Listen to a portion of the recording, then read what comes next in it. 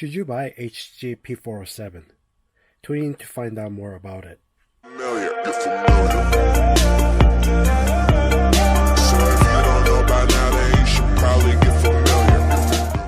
Welcome to Big Sam Hobbies. Today I'm going to talk about the good, the bad, and the ugly things about HG P407, and most importantly, should you buy it? Having grown up in the 80s, I dreamed of one day owning a Tamiya Bruiser. It was way beyond what I can afford then. When Tamiya re-released the Bruiser in 2012, I still considered it beyond my means.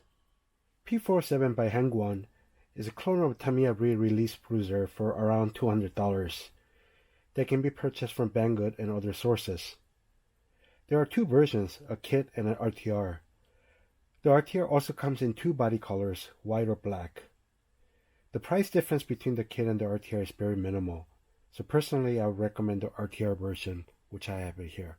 One thing that I do want to stress is that P47 is a scale trail truck designed quite a few years back. The recent popularity of crawler trucks begs the question, can P47 be turned into a crawler truck? This video will focus on P47's intended purposes and perspective. Let me address the good qualities first. Number one, if you're looking for a baseline to start building up your own scale truck, you can't go wrong with the P47. It's a great looking hardbody, great interior, light buckets are already installed, leaf springs, and many more scale items.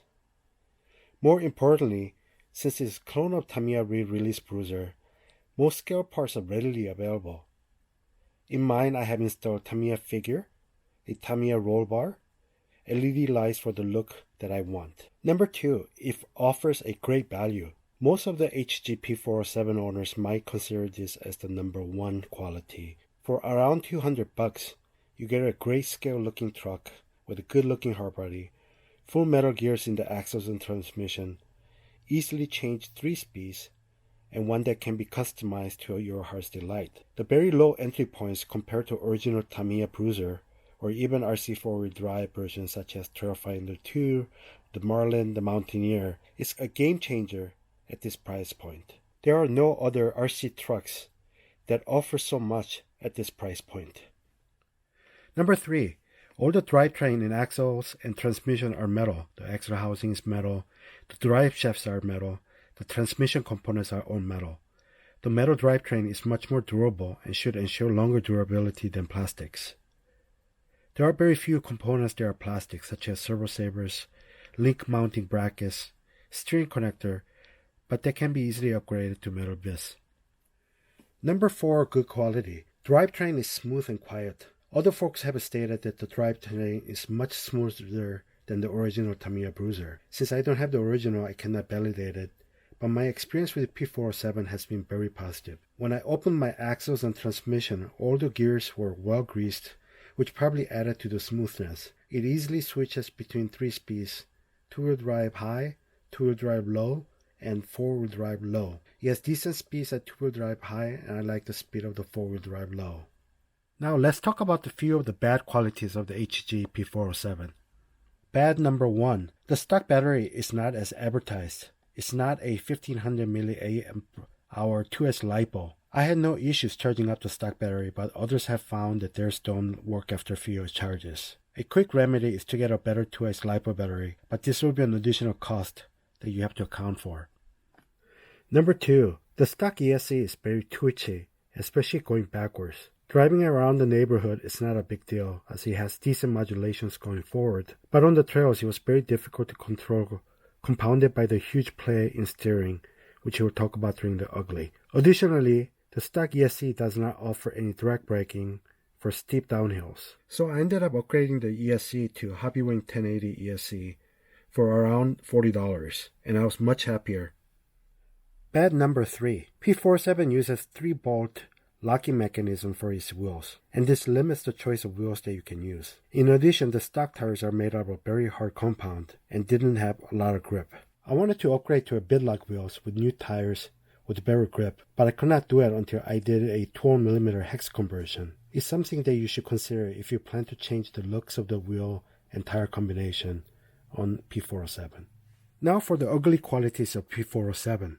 Ugly number 1. The stock bearings are very cheap, a time bomb in the making, and it should be changed as soon as possible. I was one of the fortunate ones where after several months of driving, only one bearing was going bad, but others have had different experiences. Also, there are 45 bearings altogether, so a replacement bearing kit is not cheap. The DSM bearing kit ranges around mid-$30, while Fast Eddie's bearing kit is around $50. Unfortunately, Fast Eddie's is missing 3 bearings, and so I had to secure separately, which added to the cost. Ugly number 2. The first thing you will notice on your first drive is all the play in the steering. The steering servo is located at the back of the body, which is connected by a plastic servo horn to a long link to the front to a plastic steering connector, which is connected to the steering arm with another link. That's a lot of linkages. Most folks that own the P407 has done some type of front steering mod, where you move the steering servo to the front of the body, which then connects directly to a steering arm via one link. It's one of the must-do mods to improve the experience with P407. Ugly number 3. The stock shocks are of very poor quality and they leak out of the box. The spring included is not useful either. In my case, I modified it by removing the stock springs and added additional shock O-rings and plumber's tape to the threads to minimize the leakage. After the shock mounts, it's not leaking, but shock trouble is minimal at best.